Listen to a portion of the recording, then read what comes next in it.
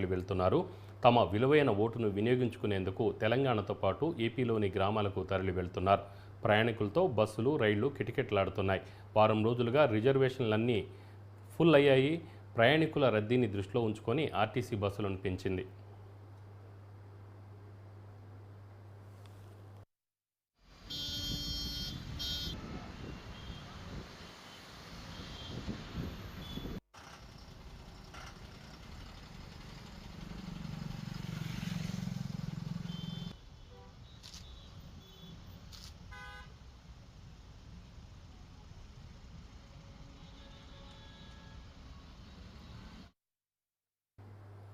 దీనిపై మరింత సమాచారం మా ప్రతినిధి వెంకటరెడ్డి ఫోన్ లైన్లో అందిస్తారు. వెంకటరెడ్డి.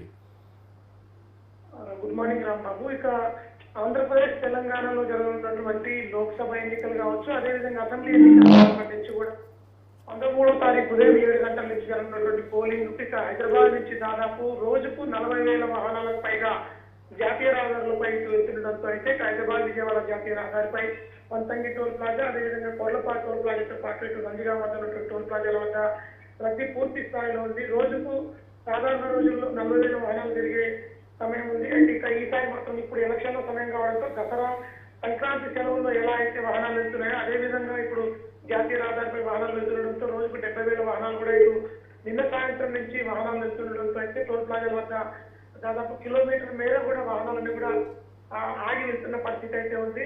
విజయవాడ వైపుకు మొత్తంగా జాతీయ రహదారిపై దాదాపు 13 టోల్ బూతులు తెచ్చినప్పటికీ కూడా ఒక్కొక్క వాహనం టోల్ దాటేందుకు దాదాపు 4 నిమిషాల సమయం నుంచి 10 నిమిషాల సమయం వరకు కూడా పడుతుంది. ఇక ఫాస్టాగ్ అన్ని కూడా అప్డేట్ చేసినప్పటికీ కూడా ఎక్కువగా వాహనాలు దాదాపు రోజులో 30,000 వాహనాలు కూడా జాతీయ రహదారిపై అదనంగా ప్రయాణిస్తుండడంతో కూడా పూర్తి స్థాయిలో అయితే ఇక టోల్ ప్లాజా నిర్వాహకులంతా కూడా అలర్ట్ అవ్వడమే కాకుండా వాహనాలను త్వరితగతిన పంపించే ప్రయత్నం అయితే చేస్తున్నారు. దాదాపు 10 లక్షల మందికి పైగా కూడా హైదరాబాద్ నగరం నుంచి ఇటు ఏపీ వైపుకు ఇటు తెలంగాణలోని కొన్ని జిల్లాలకు వెళ్తుండడంతో అయితే ఇక రహదారులన్నీ కూడా పూర్తిగా రద్దీగా మారాయి. ఈ రోజు సాయంత్రం రేపు ఉదయం వరకు కూడా ఇలాగే రద్దీ కొనసాగుతుంది. ఇక national highway authority of India అధికారులు చెప్తున్నారు. ఈ నేపథ్యంలో వాహనదారులంతా కూడా జాగ్రత్తగా రహదారులపై ప్రయాణించాలంటూ కూడా సూచనలు కూడా చేస్తున్న నేపథ్యం అయితే ఉంది రాబాబు. అంటే మరోవైపు బస్సులు, రైళ్లు కూడా టికెట్లు మొత్తం రిజర్వ్ అయిపోయినాయి. అయితే సామాన్య ప్రజానికం వాళ్ళు ప్రయాణం చేయడం కోసం మరి టికెట్ లేని పరిస్థితి. దీనిపై ప్రభుత్వం కానీ ఆర్టీసీ, రైల్వే సంస్థలు ఏమైనా స్పందించాయా?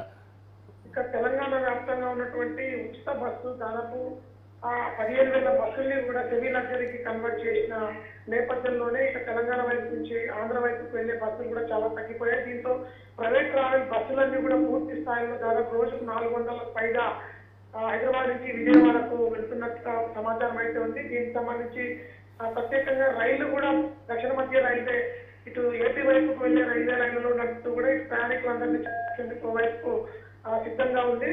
మరొక వైపు ఇటు ప్రైవేట్ ట్రావెల్స్ తో పాటుగా కూడా సొంత వాహనాలు దాదాపు 20,000 నుంచి 30,000 వాహనాలు కూడా ఇటు జాతీయ రహదారిపై ప్రయాణిస్తున్నట్టుగా ఒక అంచనా అయితే ఉంది. టోల్ ప్లాజాల వద్ద నిన్న సాయంత్రం నుంచి ఇప్పటి వరకు 75,000 వాహనాలు విజయవాడ వైపుకు వెళ్లాయంటూ అధికారికంగా లెక్కలు ఉన్నప్పటికీ ఇంకా కూడా ఇక బస్టాండ్లో కూడా జనమంతా కూడా కిక్కిరిసి రైల్వే స్టేషన్లలో ఇతర ప్రైవేటు వాహనాలను ఆశ్రయిస్తూ కూడా తమ గమ్యస్థానాలకు చేరుకొని తమ ఓటు హక్కును వినియోగించుకునేందుకు పూర్తి స్థాయిలో సిద్ధమవుతున్న పరిస్థితి ఉంది. ఇక రేపు ఉదయం 7 గంటలకు ఇటు ఏపీ తెలంగాణ వ్యాప్తంగా ఉన్నటువంటి అటు 175, 119 స్థానాల్లో ఎంపీ అభ్యర్థులకు సంబంధించి తెలంగాణలో, ఎమ్మెల్యే అభ్యర్థులకు సంబంధించి మొత్తం ఆ ఏపీలో కూడా మొత్తం తమ ఓటు హక్కును వినియోగించుకునేందుకు లక్షలాదిగా జనంతా కూడా హైదరాబాద్ నుంచి తరలి వెళ్తున్న నేపథ్యంలోనే జాతీయ రహదారి మొత్తం కిక్కిరిసిపోయిన పరిస్థితి ఉంది అన్నమాట. అంటే మరోవైపు ఆంధ్రాకు దాదాపు 450 నుంచి 500 బస్సులు అటువైపు వేశారు. అయితే తెలంగాణలో వెళ్ళే ప్రయాణికులకు మాత్రం ఇబ్బంది అవుతుందని కూడా ఒక ఆరోపణ వస్తుంది. దీన్ని ఎలా చూడొచ్చు? ఇప్పుడు ఆర్టీసీకి దాదాపు ఆదాయం 50% కూడా పడిపోయింది. గవర్నమెంట్ బిల్లులు చెల్లిస్తే తప్ప బస్సులను నడిపే పరిస్థితి లేదంటూ కూడా ఆర్టీసీ లగ్జరీ బస్సులన్నింటినీ, డీలక్స్ బస్సులన్నింటినీ కూడా సెమీ లగ్జరీగా కన్వర్ట్ చేసుకోవడంతో ఇటు ఉచిత బస్సు ప్రయాణంలో తీవ్రంగా ప్రయాణికులు ఇబ్బంది పడుతున్నారు.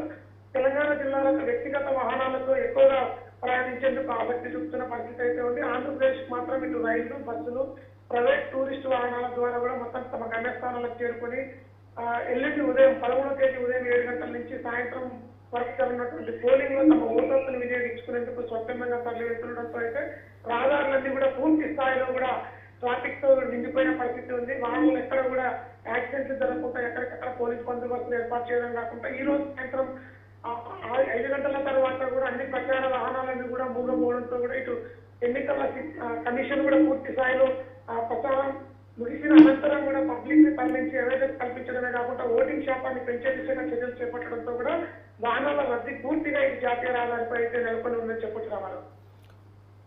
రైట్ వెంకటరెడ్డి.